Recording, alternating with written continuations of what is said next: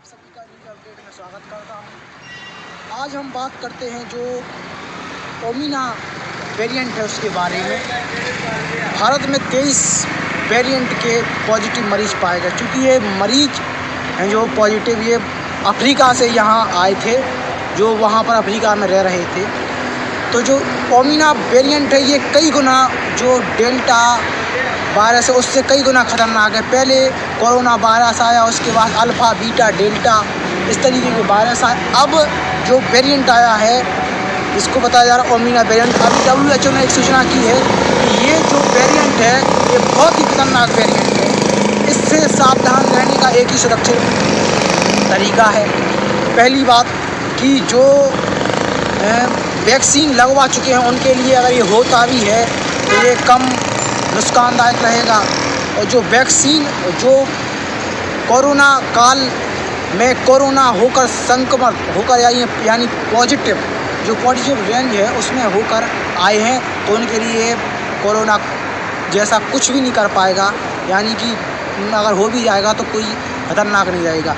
तीसरी बड़ी बात कि जो जिन्होंने वैक्सीन ही लगवाई है उनके लिए ये कहीं ना कहीं अभी अगर होता है तो ये बहुत मुश्किल है। एक मान लिया जाए कि मुझे ओमिना वायरस कब हो गया है, तो अगर मुझसे जितने भी संपर्क में लोग आएंगे उनसे होते हुए कम से कम एक व्यक्ति 25 से 30 लोगों तक ये फैलाने का काम कर सकता है।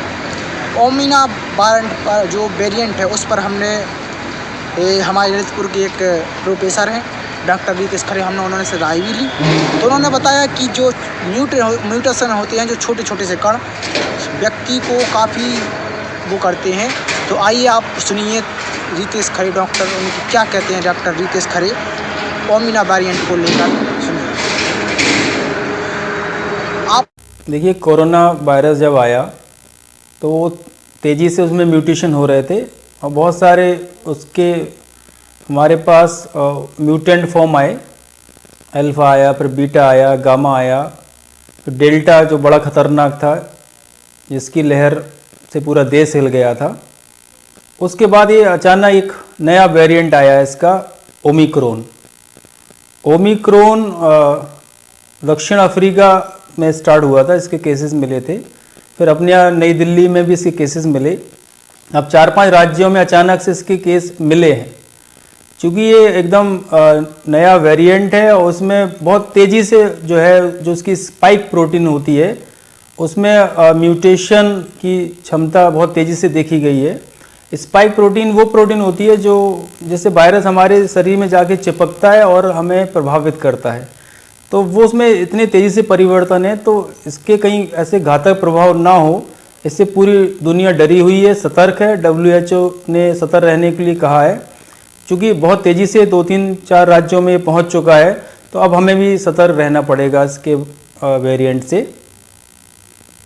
देखिए, जो ओमिक्रॉन इसका जो नया वेरिएंट आया है उससे पहले तो मैं कहूँगा कि डरने की आवश्यकता नहीं है, क्योंकि जो ये वायरस है इसमें तो परिवर्तन की प्रवृत्ति होती है, अपने आप को परिवर्तित करता है।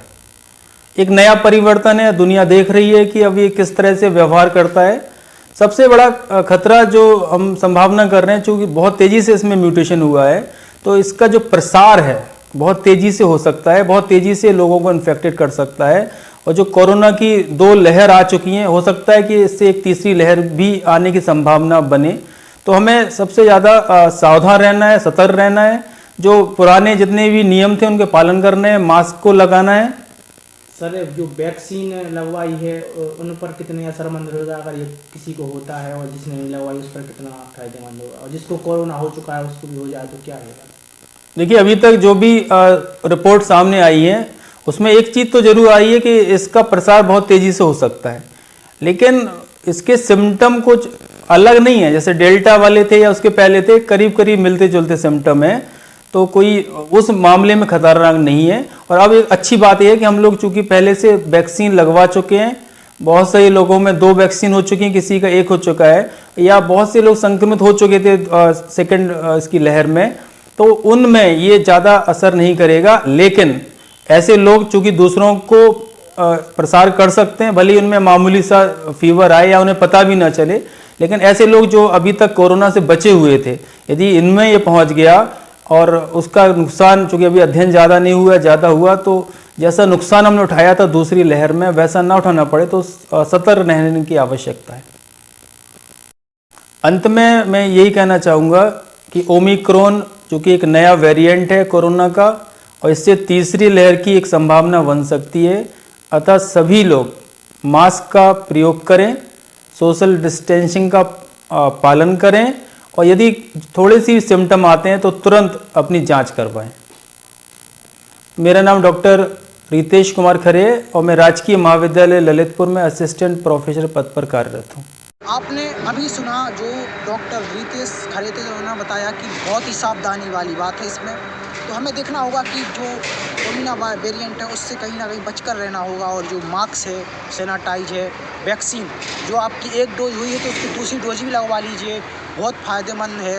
क्योंकि हमारी भी दोनों डोज हो चुकी हैं, आप भी अपनी राय दीजिए आपकी कितनी डोज हुई हैं। हम बताना चाहते हैं कि अगर इस भारत देश को आत्मनिर्भर बनाना है तो कहीं ना कहीं इन सब चीज़ों के लिए आपको सपोर्ट करना पड़ेगा। अब ऐसे में देखा जाए कि चुनाव भी पास आ रहे हैं, तो लगभग अगर आप अपने फैसले सही लेंगे जब जाके इस लहर पर काबू पा सकेगा। कुछ ही जो कि बताया जा रहा था कि कुछ दिन लगेंगे तीसरी लहर आने में, लेकिन IIT कानपुर ने बताया है कि ये अगर जो यहाँ की जनता है, भारत की इंडियन पीपल्स है, अगर वो अपनी सावधानी बरतते हैं तो ये तीसरी लहर कोई लहर नहीं रहेगी।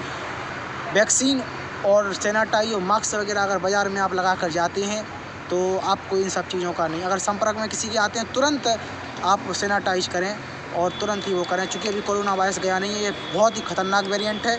इस पर हम आपको बहुत दिन से रिपोर्ट बनाना चाहते हैं, चूँकि हमने बहुत सूझ बूझ कर ये इन सब चीज़ों को मिलाया, फिर जाकर हमने ये वेरिएंट की रिपोर्ट बनाई। और तीसरी जो एक बात और कहना चाहेंगे, जिन्होंने अभी तक वैक्सीन लगवाई है कृपया कर वो वैक्सीन लगवा लें, हमारा विनम्र निवेदन है। और हमारे न्यूज़ अपडेट का भी, और हम आपको बताना चाहते हैं कि जो चुनाव आ रहा है इसकी भी हम अपडेट देते रहते हैं।